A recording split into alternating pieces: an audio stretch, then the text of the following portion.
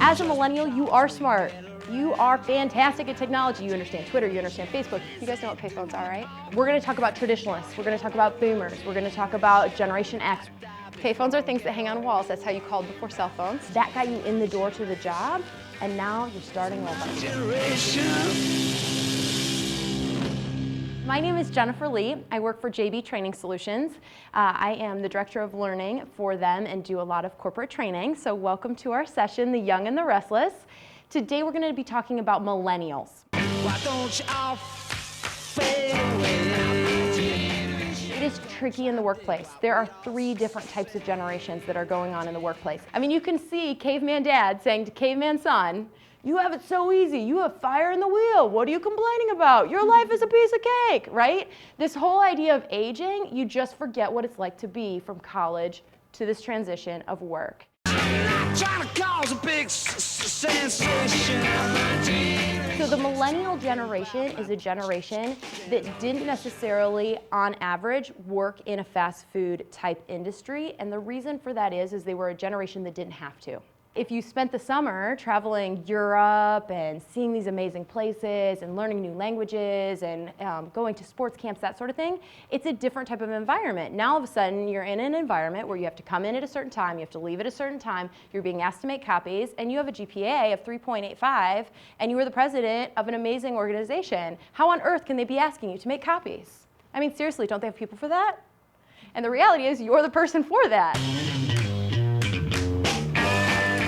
Millennials were raised in a very structured environment.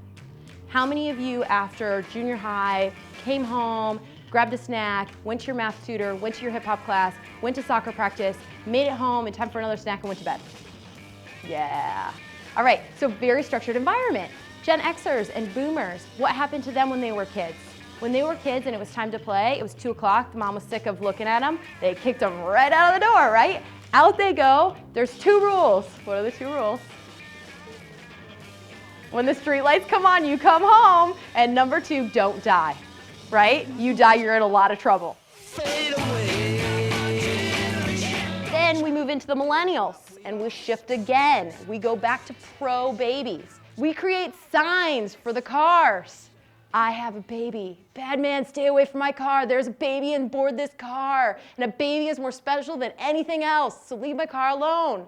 And we create cars to bring these people around in, to bring our precious cargo, our babies. We have the minivan, right? Because that way our babies are protected because they are special. Do not touch my baby. And we have to create stores. We create these massive stores because our babies need more stuff than they used to need. And you need one. Everyone needs one. You might need 2. You might need 3. We don't know how many babies you need, but everyone needs a baby because they are special and it makes your life more special. And that is, Mary and I were talking at the break about how is it the millennials are getting to this phase where they feel like they're special and they're really confident. This is why, because culturally we have shifted to a place where babies are the most important thing in the planet. And you have to protect the babies. These babies have now grown up and they're now in the workplace and they want to know why there's not a sign on the cubicle saying, I am special, I am working here, I am qualified, I can bring a lot to your company, right? So this is kind of the shift that's happening with the generation.